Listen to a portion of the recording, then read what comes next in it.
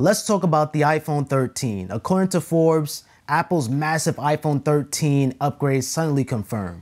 That is not confirmed by Apple. This is just leaks.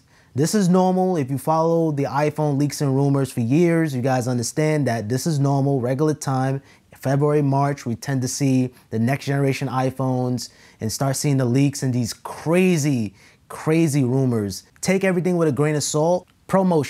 Promotion, we was expecting it to come to the iPhone 12. I remember seeing the leaks and rumors on that, but it just didn't make it. Oops, my phone, forgot to put my phone on silent. But it just didn't make it to reality, and I think that's due to the fact of the battery life.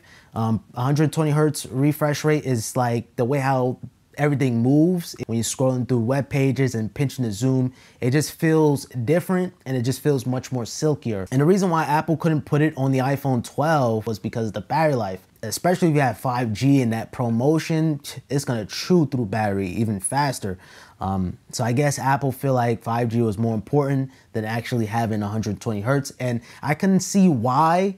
I can see why they did that, because down the road, if you pick up an iPhone 12 in the next 3 years or so, you're gonna appreciate having 5G on that device, trust me. So long-term longevity, 5G is gonna mature throughout time.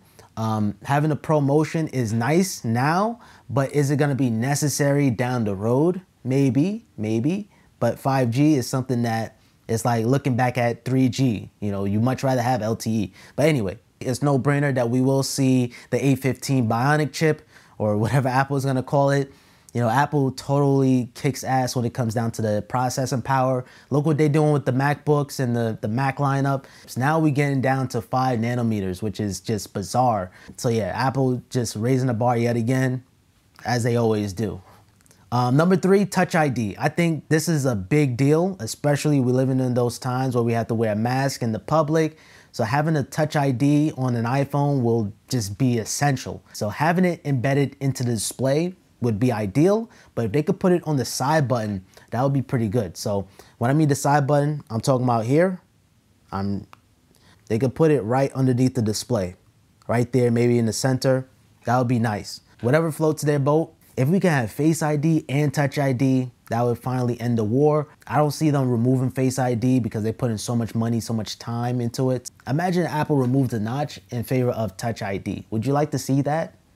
Or let me know down in the comments down below, Touch ID or Face ID. Apple is gonna be incorporating a vapor system in the iPhone, so it's gonna keep your iPhone cooler than ever before. 8K video could be a highlight feature. So recording 8K video on the iPhone 13 could be a thing, or maybe Apple could just take some time off of it and just probably raise up the frame rate with 4K. We don't know yet, but I know 8K isn't really prime time just yet. It's kind of like 5G. 5G is not mature yet, but down the road it's gonna mature. Same thing with 8K. We've been hearing this since pretty much the iPhone 11. Apple's gonna be shrinking the notch. Apple's gonna be shrinking the notch. I think Apple is gonna hold off on the notch until they can remove it altogether.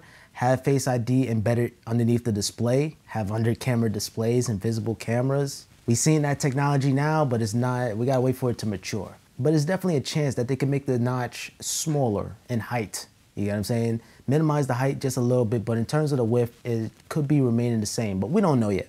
Apple is the type to be keeping the notch until they can remove it altogether, but there's a 50-50 chance that we could be seeing a smaller notch on the next generation iPhone. The big camera selling point is gonna be Astro Photography. So be able to take pictures of the moon or the stars in the sky. We're also gonna see some improvements to the ultra wide. So we're gonna have a 1.8 aperture, and currently right now we have a 2.4. Basically, we're gonna have better cameras, overall camera improvements on the iPhone 13. And also, 1 terabyte iPhone could be a thing. Now, the price on that is gonna be savage, but honestly, it's good to have that option, especially with the iPhones not being able to expand the memory and the iPhones lasting way more than Androids. It might be very important for you to have 1 terabyte. But me personally, I think 256, in my opinion, is a sweet spot, but I've been rocking out with this 128 gigabyte iPhone 12 Pro, and I still have enough space to take more pictures. And yeah, 128 is actually the sweet spot, but 256 is probably the max I'll go, considering the fact how I'm gonna upgrade iPhones every single year too. So 1 terabyte isn't really all that necessary for me, but it could be very beneficial. For you. Now, Apple could be removing the lightning port on the iPhones and having nothing. So the only way you could charge your iPhone is through the Magsafe or wireless charging. In case you guys don't know, Magsafe is Apple's solution to basically, well, I don't know, well, their future solution of charging your iPhone. So this is Magsafe. I made 2 videos on it and you guys already know how I feel on it. And it just attached magnetically on the back of the iPhone. It's cool, but it's kind of slow. With charging speeds, it's pretty slow. And hopefully we'll see some improvements. And let me know down in the comments down below, how do you charge your iPhone? Wireless or wired?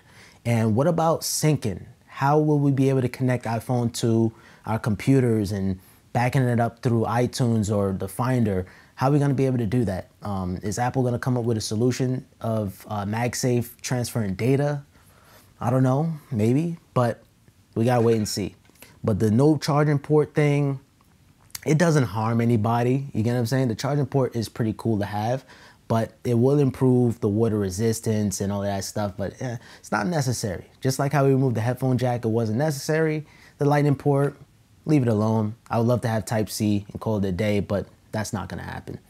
But Magsafe, we're gonna have stronger magnets on the back. So the magnet on the Magsafe now, it's not as strong, but it could be stronger. Apple is gonna be improving the magnetic on the Magsafe, which is pretty interesting to say the least. We could be seeing rose gold return to the iPhone. Now, it's gonna be interesting to see how Apple's gonna do it. It's gonna be looking so gorgeous, seeing that stainless steel with pink and then the frosted glass back of that rose gold. It's gonna look nice, how Apple is gonna do it. But this gold right here, I love the gold iPhone. And also in terms of the camera module, this is how the camera module looks right now.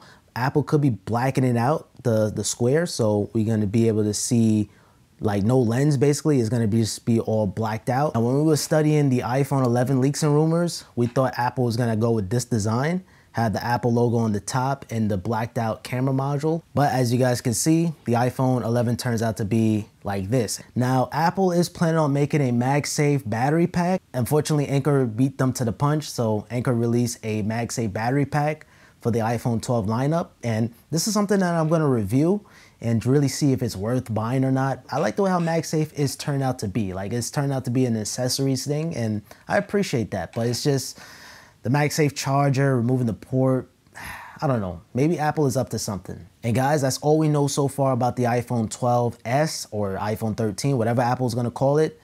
That's all we know. Nothing is officially confirmed. Take everything with a grain of salt. Comment down below, are you team Face ID or Touch ID? Or how do you charge your iPhone, wireless or wired? Comment down below. All right, guys, until next time.